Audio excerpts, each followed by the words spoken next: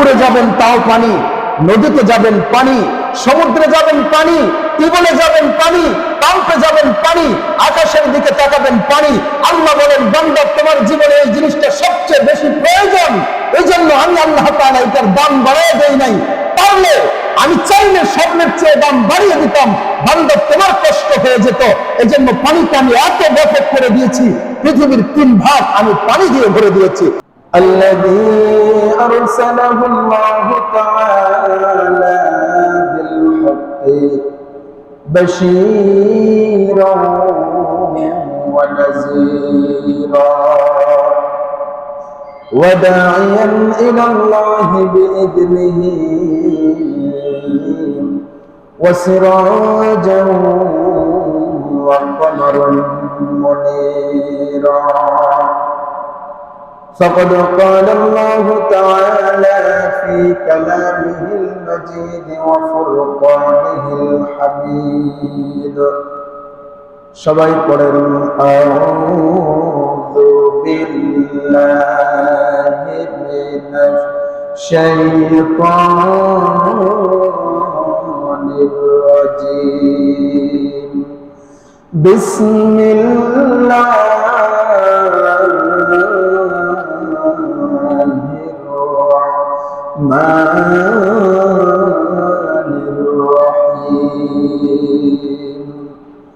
قد أفلح من تزكى وذكر اسم ربه فصلى وقال النبي صلى الله عليه وسلم من صام رمضان إيمانا واحتسابا غفر له ما تقدم من ذنبه সবাই পড়ি আল্লাহুম্মা সাল্লি আলা মুহাম্মাদিন ওয়া আলা আলি মুহাম্মাদ কামা সাল্লাইতা আলা ইব্রাহিম ওয়া আলা আলি ইব্রাহিম ইন্নাকা হামিদুম মাজিদ আল্লাহুম্মা বারিক আলা মুহাম্মাদ ওয়া আলা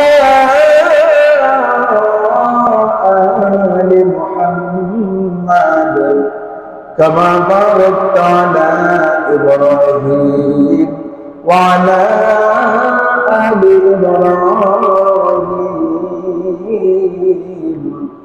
ইন্নাকা হামিদুম মাজিদ। আলহামদুলিল্লাহ,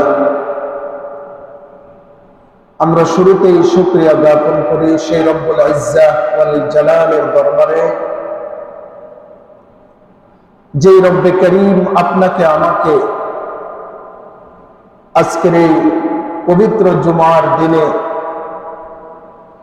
মসজিদ থেকে আজানের ধ্বনি কর্ণকুহরে যাওয়ার সাথে সাথেই নামাজের জন্য প্রস্তুতি গ্রহণ করে মসজিদে এসে বসে নামাজের জন্য অপেক্ষা করার এবং দ্বীনি কিছু আলোচনা শোনার তৌফিক আপনাকে আমাকে দান করেছেন।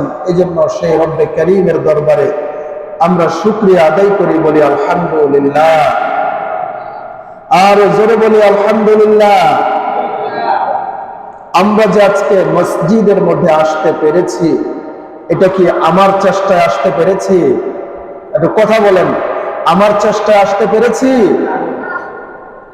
আমার বুদ্ধি বেশি থাকার কারণে আসতে পেরেছি? টাকা পয়সা বেশি থাকার কারণে আসতে পেরেছি? যদি আমার বুদ্ধি বেশি থাকার কারণে আসতে পারতাম, আমার চেয়ে বুদ্ধিমান মানুষ এই এলাকায় আছে না নাই? যদি টাকা বেশি থাকার কারণে আসতে পারতাম, আমার চেয়ে টাকাওয়ালা মানুষ আছে না নাই? শরীরে শক্তি থাকলেই যদি আসা যেত, তাহলে আমার চেয়ে অনেক বেশি শক্তি রাখে এরকম মানুষের সংখ্যাও কিন্তু অনেক। তার মানে বোঝা গেল, শুরু টাকা থাকলে, শরীরে শক্তি থাকলে, বুদ্ধি থাকলে দ্বীনি কাজে অংশগ্রহণ করা যায় না। দ্বীনের কাজে অংশগ্রহণ করার জন্য তৌফিক লাগে কার? সবাই বলেন তৌফিক লাগে কার? আল্লাহ তাআলার তৌফিক লাগে। এলাকার মধ্যে কিন্তু এই কয়জনের কানে আজান যায়নি, সব মানুষের কানেই কিন্তু সমানভাবে আজানের আওয়াজটা দিয়েছে। এই যে আপনাদেরকে আল্লাহ তাআলা ছেকে ছেকে এত মানুষ থেকে বাছাই করেছেন, এটা মেহেরবানি কার? আল্লাহ। এই জন্য আবার শুকরিয়া আদায় করে বলি আলহামদুলিল্লাহ। আল্লাহ রাব্বুল আলামিন বলেন, লাইন শাকারতুম লাযীদান্নাকুম ওয়া লাইন কাফারতুম ইন্না আযাবি লাশাদীদ। আল্লাহু আকবার। আল্লাহ রাব্বুল আলামিন ডেকে বলছেন, বান্দারে আমার নিয়ামত পাওয়ার পরে, আমার নিয়ামত পাওয়ার পরে কোন বান্দা যদি আমার নিয়ামতের শুকরিয়া আদায় করে, আমি আল্লাহ রাব্বুল আলামিন সাথে সাথে তাদের নিয়ামত গুলোকে বৃদ্ধি করে দে। জোরে বলেন না সুবহানাল্লাহ। এই যে আমরা রজব মাস যখন ছিল, ইমাম সাহেব আপনাদেরকে দোয়া একটা বলেছেন না, যে এই মাসে একটা দোয়া করতে হয়, আল্লাহুম্মা বারিক লানা ফি রজব ওয়া শাবান ওয়া বাল্লিগনা রমাদান। এই দোয়াটা আমরা রজব মাস থেকে করেছি যে হে আল্লাহ, আপনি আমাকে রজব শাবানের বরকত দান করেন আর আমাকে রমজানুল মুবারক পর্যন্ত পৌঁছিয়ে দেন। দোয়া কিন্তু অনেক মানুষ করেছিল, সবার দোয়া কি কবুল হয়েছে? একটু কথা বলেন না, সবার দোয়া কি কবুল হয়েছে? দেখবেন যে রোজার আগের দিনও কত মানুষ মারা গিয়েছে, রমজান মাসের শুরুর দিকেও কত মানুষ মারা গিয়েছে, তারা এই রমজানুল মুবারক পায় নাই, অথচ আপনি আমি পেয়েছি। কি পেয়েছি এটাও তো আমি বুঝি না, কত বড় নিয়ামত আমি পেয়েছি। কোন মানুষ যদি রমাদানুল মুবারক একটা মাস যদি, এই একটা মাস যদি পেয়ে যায়, আর এই একটা মাসের মধ্যে যে একটা লাইলাতুল কদর নামে যে রাত্রি আছে, এই রাতটা যদি পেয়ে যায়, জিন্দেগি তার কমপ্লিট হয়ে গেল। চিল্লায়া বলেন সুবহানাল্লাহ। এক মাসে তার জিন্দেগি কমপ্লিট। একটা লাইলাতুল কদর, একটা রমাদানুল মুবারকের একটা মুহূর্ত যদি কেউ আল্লাহর কাছে কবুল করাতে পেরেছি আমরা, জিন্দেগি কমপ্লিট, জান্নাত কমপ্লিট ইনশাআল্লাহ। তো এই নিয়ামত, এই মাসটা আল্লাহ তাআলা আমাদেরকে দিয়েছিলেন, মেহমান হিসেবে এসেছিল, আবার বিদায় নিয়ে চলে গেছে। মেহমানের কদর, আদর, আপ্যায়ন আমরা যেরকম করব, ফিডব্যাকটাও কিন্তু আমরা সেরকমই পাবো। কথা বলেন ঠিক কিনা?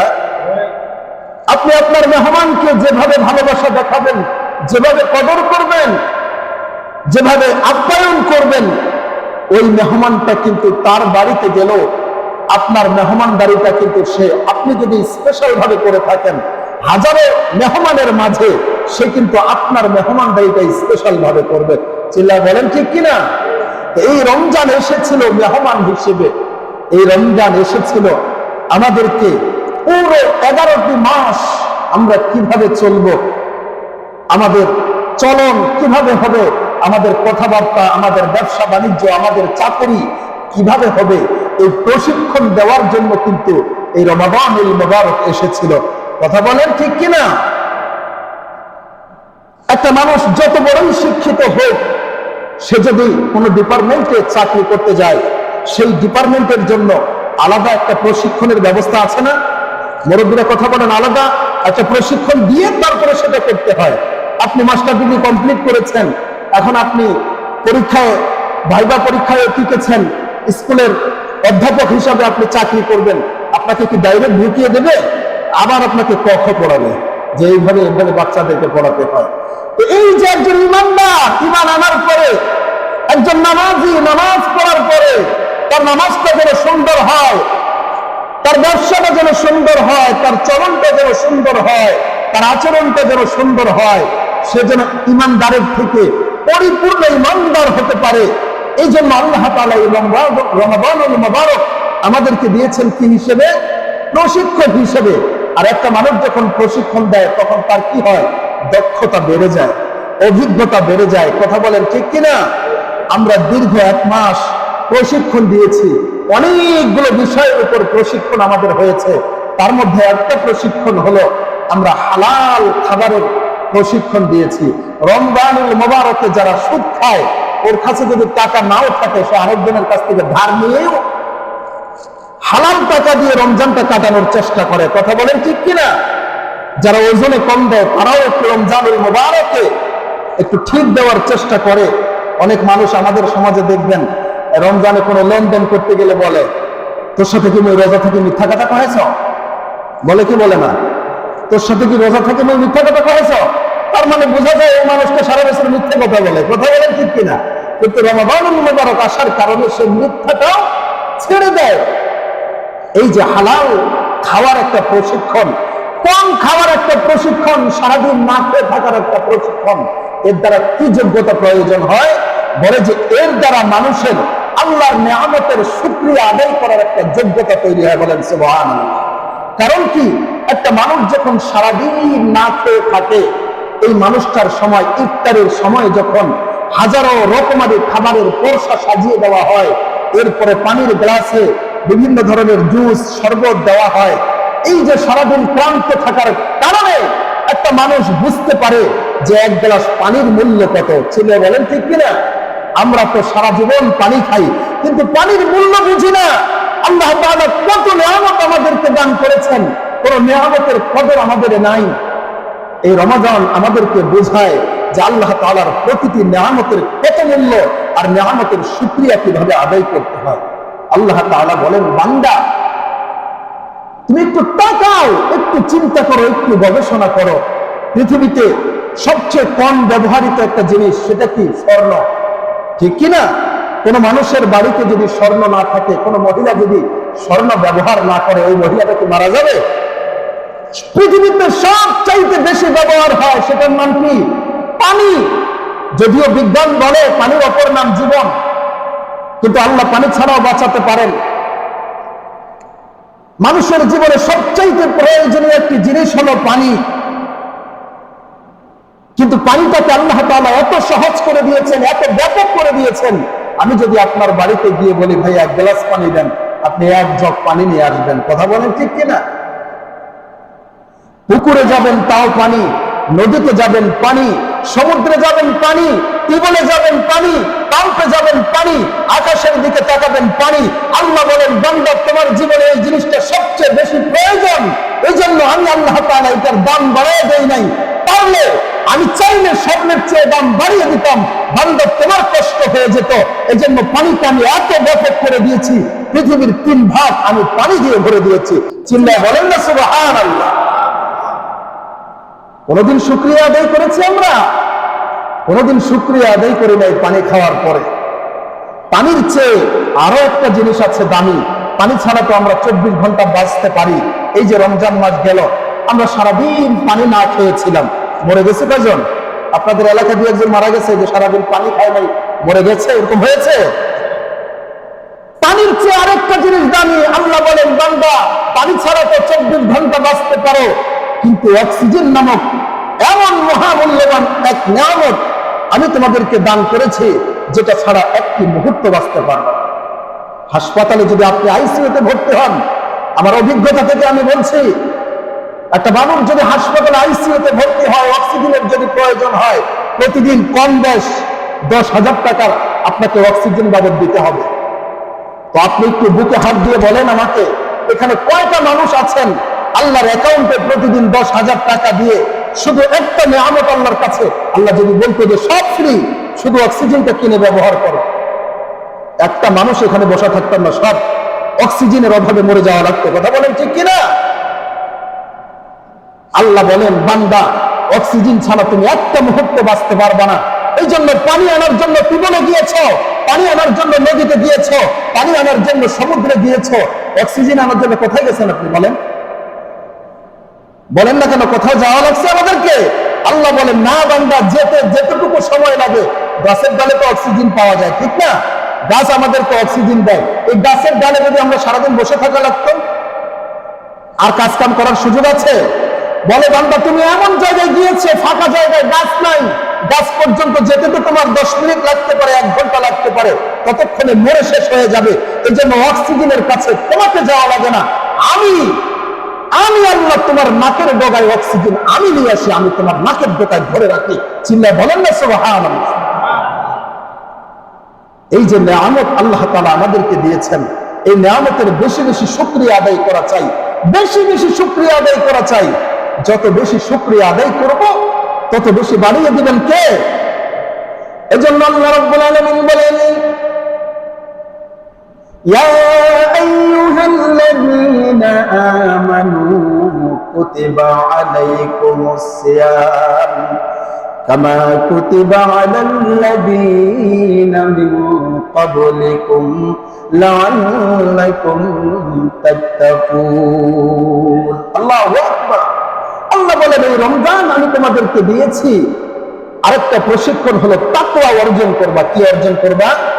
তাকওয়া অর্জন করবা। পৃথিবীতে মানুষ দান করে, অনেকের মনে এটা থাকতে পারে যে মানুষ আমাকে দানবীর বলবে, অনেকে হজ করে, মনের মধ্যে এটা থাকতে পারে যে মানুষ আমাকে হাজী সাহেব বলবে। কিন্তু যে মানুষটা রোজা রাখে, এই মানুষটা যদি দিনের বেলায় ঘরের দরজা বন্ধ করে দুপুর বেলা কিছু খেয়ে ফেলে, দুনিয়ার কোনো মানুষ দেখবে? একটু কথা বলতে হবে, দেখবে? তাহলে এই মানুষটা যে সকাল থেকে নিয়ে সন্ধ্যা পর্যন্ত রোজা রেখেছে, শুধুই মাত্র কার জন্য? একটু আওয়াজ দেন, কার জন্য? শুধুই মাত্র আল্লাহর জন্য। এই জন্যই তো আল্লাহ তাআলা কি চমৎকার ভাবে বলেছেন, একজন রোজাদার মানুষ যখন সারাদিন বিভিন্ন ইবাদত করতে থাকে, নামাজ পড়ে, তাসবিহ পড়ে, সব আমল নামাগুলো লেখে, তো এই যে ফেরেশতা আছে সে লেখে। কিন্তু ইফতারের সময় যখন হয়ে যায়, আল্লাহ তাআলা ফেরেশতাকে ডেকে বলেন, এই ফেরেশতা, তোমার সময় শেষ, ইফতারের সময় হয়েছে। লিসাইমি ফারহাতানে, একজন রোজাদারের জন্য দুইটা আনন্দের সংবাদ, একটা হলো ইফতারের সময়, আর আরেকটা হলো সরাসরি আমি আল্লাহ। চিল্লায় বলেন না সুবহানাল্লাহ। ইফতারের সময় যখন হয়ে যায়, আল্লাহ ফেরেশতার কলমটা নিজে হাতে নিয়ে নেন, বলেন যে এই ফেরেশতা, রোজার প্রতিদান বান্দা যেহেতু রোজাটা শুধুই মাত্র আমার জন্য রেখেছে আমার জন্য, আমাকে খুশি করার জন্য, অতএব তোমার মাধ্যমে নয়, আমি আল্লাহ নিজ হাতে রোজার পুরস্কার লিখবো। চিল্লায় বলেন সুবহানাল্লাহ। এই রোজা আমাদেরকে আল্লাহ দিয়েছেন, আমরা যেন তাকওয়া অর্জন করতে পারি সারা বছর। তাকওয়া মানে কি? আল্লাহর ভয়ে গুনাহের কাজ ছেড়ে দেওয়া, ফরজ ইবাদতগুলো করা। এই একটা প্রশিক্ষণ আমাদের, আমরা যেন সারা বছর যেন নামাজ পড়তে পারি, নামাজের উপরে যেন থাকি। এই প্রশিক্ষণের জন্যই আল্লাহ তাআলা আমাদেরকে রমাদানুল মুবারক দিয়েছেন। আর আরেকটা হলো কোরআনুল কারীমের তেলাওয়াত। আরেকটা কি? কোরআনুল তেলাওয়াত, কোরআন শেখার একটা প্রশিক্ষণের মাস হলো রমজান মাস। তারাবিতে দাঁড়িয়ে দাঁড়িয়ে যারা খতম তারাবি পড়ে, এদের জন্য দীর্ঘ 1 মাস কোরআন শরীফের মধ্যে। মুসলমান একটা মানুষ যদি রমজানুল মুবারকে ছোট্ট একটা আমলও করে, আল্লাহ তাআলা এটাকে কত গুণ বৃদ্ধি করেন? বলেন কত গুণ? 70 গুণ। এটা তো একটা কথার কথা। আমাদের এলাকায় একটা কথার কথা বলে না যে তোর মতন 100 জন আসলেও মোশাতে পারিবে না, বলে কি বলে না? তার মানে কি 102-3 জন আসলে পারবে?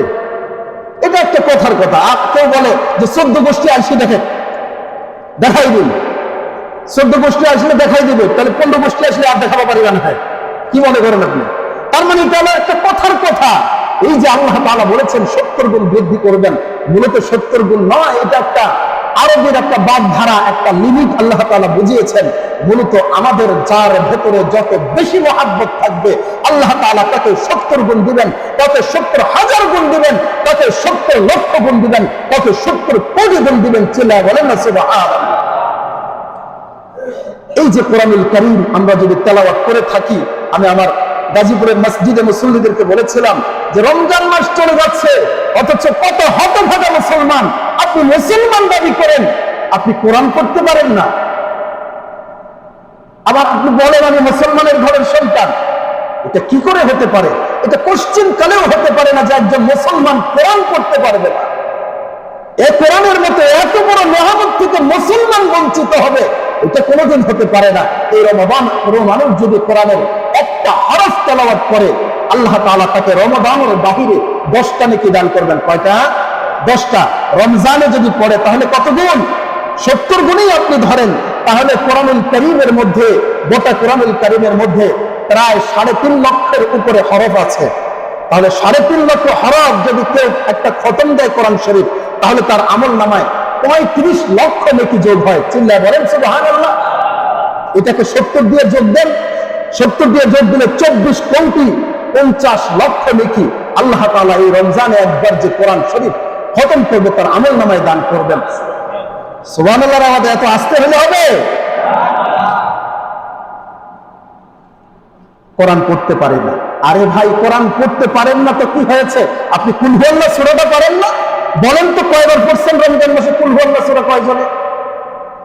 3 বার করে যদি কুল হুয়াল্লাহ সূরাটাও আপনি দিনে পড়তেন, 30টা রোজায় কত হইতো? প্রতিদিন 1 খতম করে কোরআনুল কারীম খতম করার সওয়াব আপনার আমল নামায় যোগ হতো। 30 দিনে 30 খতম, 70 দিয়ে গুণ দিলে কত হয়? বাড়িতে গিয়ে হিসাব করবেন।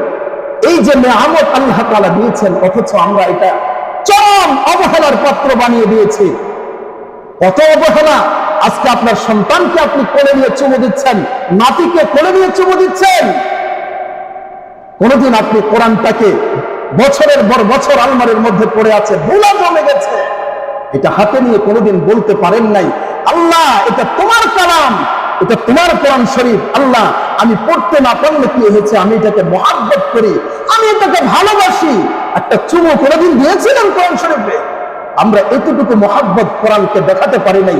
অথচ এই কোরআনের শাফায়াত ছাড়া, এই কোরআনের সুপারিশ ছাড়া কি করে জান্নাতে যাবেন আপনি? আমরা নিরপেক্ষ হতে পারি, কোরআন কিন্তু নিরপেক্ষ নয়। আল কোরআন হুজ্জাতুল লাকা ওয়া আলাইক। কোরআন হয় আপনাকে সাক্ষ্য দিয়ে জান্নাতে নেবে, না হয়তো জাহান্নামে নেবে, মাঝখানে আপনাকে ছেড়ে দিবে না। এই জন্য এই রমাদানুল মুবারক আমাদেরকে শেখায় আমরা যেন কোরআনের সাথে সম্পর্ক গড়ি, সন্তানদেরকে যেন কোরআন শিক্ষা দেই। যারা নাকি দুনিয়ায় কোরআন শিখবে, কোরআনের সাথে সম্পর্ক রাখবে, এ রোজা রাখবে, কিয়ামতের ময়দানে যখন এই মানুষগুলো জান্নাতে যাবে, জান্নাতের ভেতরেও আল্লাহ তাআলা এদেরকে কোরআন শোনানোর ব্যবস্থা করবেন। চিল্লায় বলেন সুবহানাল্লাহ। আমার বন্ধুগণ লক্ষ্য করেন, আল্লাহ তাআলা জান্নাতি মানুষগুলোকে একটা দিন ডাক দিবেন, ডাক দিয়ে বলবেন, এই জান্নাতি মানুষ, বলো তোমাদের আর কিছু চাওয়ার আছে নাকি? জান্নাতি মানুষগুলো বলবে, না আল্লাহ, আর কোন চাওয়া তোমার কাছে আমাদের নাই, মালিক, কিন্তু একটা আবদার আছে। দুনিয়ায় যেরকম আমরা কোরআন শুনতাম, জান্নাতের মধ্যে কি কোনো কোরআন শোনার ব্যবস্থা নাই? আল্লাহ, আমরা জান্নাতের মধ্যে বসে বসে কোরআন শুনতে চাই। সুবহানাল্লাহ বাড়ি দিয়ে বলবেন, জান্নাতের মধ্যে কোরআন শুনতে চাই। এবার আল্লাহ রাব্বুল আলামিন বিশাল একটা মাহফিলের ব্যবস্থা করবেন, যেই মাহফিলের মধ্যে বিশেষ বক্তা হিসাবে উপস্থিত থাকবেন হযরতে দাউদ আলাইহিস সালাম। হযরতে দাউদ আলাইহিস সালামকে আল্লাহ রাব্বুল আলামিন এমন কণ্ঠ দান করেছিলেন, হযরতে দাউদ যখন জাবুর তেলাওয়াত করতেন, আকাশের পাখি পর্যন্ত নীরব হয়ে দাঁড়িয়ে হযরতে দাউদ আলাইহিস সালামের তেলাওয়াত শুনতে। বলেন সুবহানাল্লাহ। হযরতে দাউদ আলাইহিস সালাম বিশেষ বক্তা, আর প্রধান বক্তা হিসেবে উপস্থিত থাকবেন মুহাম্মদুর রাসূলুল্লাহ। চিল্লায়ে বলেন সাল্লাল্লাহু আলাইহি ওয়াসাল্লাম। আর সেই দিনের সভাপতি দুনিয়ার কোনো মানুষ নয়, স্বয়ং আল্লাহ রাব্বুল আলামিন নিজেই ওই মাহফিলের সভাপতির আসনকে অলংকৃত করবে। আমার বন্ধুগণ, এবার শুরু হয়ে যাবে কোরআন তেলাওয়াত। হযরত দাউদ আলাইহিস সালাম তেলাওয়াত শুরু করে দিলেন। মানুষগুলো শুধু কোরআনের তেলাওয়াত শুনতে থাকবে, হেলতে দুলতে হেলতে দুলতে। সুরের মূর্ছনায় মানুষগুলো বিভোর হয়ে যাবে, পাগল হয়ে যাবে। পাগল হয়ে সব মানুষগুলো জমিনের মধ্যে লুটিয়ে পড়বে, হাজার হাজার বছর পর্যন্ত বেহুশ হয়ে পড়ে থাকবে। এরপরে যখন মানুষগুলোর হুঁশ আসবে, আল্লাহ জিজ্ঞেস করবে, আরো শুনবা নাকি? জান্নাতি মানুষগুলো বলবে, আল্লাহ, যেই নবীর উপরে তুমি কোরআন নাযিল করেছো, ওই নবীর কণ্ঠে আমরা কোরআন শুনতে চাই। এবার আল্লাহর নবী মুহাম্মদুর রাসূলুল্লাহ তেলাওয়াত শুরু করবেন, ইয়াসিন ওয়াল কুরআনিল হাকীম ইন্নাকা লামিনাল মুরসালিন। আল্লাহর পয়গম্বর যখন তেলাওয়াত শুরু করবেন, ওই যে আদম থেকে মুহাম্মদুর রাসূলুল্লাহ পর্যন্ত সমস্ত নবীর উম্মতেরা হায় হায় কি শুনলাম, কি শুনলাম, কি শুনলাম, গলা কাটা মুরগির মতো লাফাতে থাকবে, লাফাতে থাকবে। সব মানুষগুলো আবার বেহুশ হয়ে পড়ে যাবে। লক্ষ লক্ষ বছর, কোন তাফসীরের মধ্যে এসেছে 8 লক্ষ বছর পর্যন্ত বেহুশ হয়ে জমিনে পড়ে থাকবে। চিল্লায় বলেন সুবহানাল্লাহ। আবার যখন মানুষগুলোর হুঁশ আসবে, এবার আল্লাহ বলবে আর কিছু শুনবে নাকি বলো। মানুষগুলো ডেকে বলবে, ওগো আল্লাহ, তোমার নবীর কণ্ঠে কোরআন শুনেছি গে আল্লাহ, কিন্তু যে কোরআন তুমি নাযিল করেছ আল্লাহ, তোমার কণ্ঠেও আমরা একটু কোরআন শুনতে চাই। আল্লাহ রাব্বুল আলামিন এবার তেলাওয়াত শুরু করবেন, আর রহমান আল্লামাল কুরআন খালাকাল ইনসান আল্লামাহুল বায়ান। আল্লাহ রাব্বুল আলামিন তেলাওয়াত শুরু করবেন। তেলাওয়াতের শুনতে শুনতে মানুষগুলো আবার গলা কাটা মুরগির মতো শুধু লাফাতে থাকবে, লাফাতে থাকবে। এবার আর 1000 বছর নয়, লক্ষ বছর নয়, কোটি কোটি কোটি বছর আল্লাহর বান্দারা বেহুশ হয়ে পড়ে থাকবে। আরে দুনিয়ায় তো আপনি 40 বছর 50 বছর ইমামের পিছনে নামাজ পড়েন, প্রতিদিন আলহামদুলিল্লাহ সূরা পড়ছে, কোনদিন এসে বলছেন যে হুজুর আলহামদুলিল্লাহ সূরাটা বাদ দেন না কেন? এই শুনতে শুনতে তো আর ভালো লাগে না বলছেন। দুনিয়ায় যদি এত মজা হয়, জান্নাতে না কত মজা হবে। এই মজা কার জন্য? যারা নাকি রমজানুল মুবারকে কোরআনের কদর করেছেন, কোরআনকে সম্মান করেছেন, কোরআনের সাথে মহাব্বত রেখেছেন। আর সর্বশেষ যে প্রশিক্ষণ আমরা নিয়েছি সেটা হলো গুনাহ ছাড়ার প্রশিক্ষণ। কি প্রশিক্ষণ? গুনাহ ছাড়ার প্রশিক্ষণ। কারণ কি জানেন, একটা আমাদের এদিকে মাসুয়া বলে, জেলে একটা জেলে সারা রাত মাছ ধরলো, খলই ভর্তি করলো, কিন্তু খলের নিচে যদি ছিদ্র থাকে, সারা রাত মাছ ধরলে কি কোনো সার্থকতা আছে? এই মাছ ধরা কোনো সার্থকতা আছে? কিন্তু যদি খলইটা ভালো থাকে, সে যদি 1 ঘন্টাও মাছ ধরে, তো কিছু বাড়িতে নিয়ে আসতে পারবে। চিল্লায় বলেন ঠিক কিনা? এই জন্য এই রমাদানুল মুবারক আমাদেরকে শিক্ষা দেয় আমরা যেন গুনাহমুক্ত জীবন যাপন করি। কারণ একটা মানুষের জিন্দেগির সমস্ত নামাজ, সমস্ত হজ, সমস্ত ইবাদত, সমস্ত দানকে যদি এক পাল্লায় রাখা হয়, এর চেয়ে কোটি কোটি কোটি গুণ উত্তম হলো 1 যাররা গুনাহ থেকে নিজেকে বাঁচিয়ে রাখা। শুধু তাই নয়, জানলে অবাক হবেন, পৃথিবীর যত জিন ইনসান আছে, সমস্ত জিন ইনসানের আমল যদি এক পাল্লায় দেওয়া হয়, আর আপনার 1 যাররা গুনাহ যদি আরেক পাল্লায় থাকা হয়, এই গুনাহ থেকে বাঁচা এই সমস্ত ইবাদতের চেয়ে আল্লাহর কাছে উত্তম। চিল্লায় বলেন সুবহানাল্লাহ। এই জন্য এই রমজানুল মুবারক আমাদেরকে এই প্রশিক্ষণ দিয়েছে। আমরা অনেকে আছে 40 বছর রোজা রেখেছি, 50 বছর রোজা রেখেছি, কিন্তু কোনো পরিবর্তন নাই। কথা বলেন ঠিক কিনা? তার মানে আমরা এই প্রশিক্ষণটা কাজে লাগাই নাই। শয়তান সারা রমজান বন্দী ছিল, ঈদের দিন ছাড়া পেয়েছে। ঈদের দিনে এলাকার পোলাপাইনকে কয়, এই 1 মাসে যা কামাই করছিস, আমি তো 1 মাস ছিলাম না, সব কাজা কাফারা আজ হবে, বক্স ভাড়া কর, পিকআপ ভাড়া কর, সব আমল ওই খোলের মতো সব বের করে নিয়ে যায়। কথা বলেন ঠিক কিনা? অথচ উচিত ছিল রমজানের এই শিক্ষা দিয়ে বাকি 11টা মাস আমরা যারা চলতে পারি। কথা বলেন ঠিক কিনা?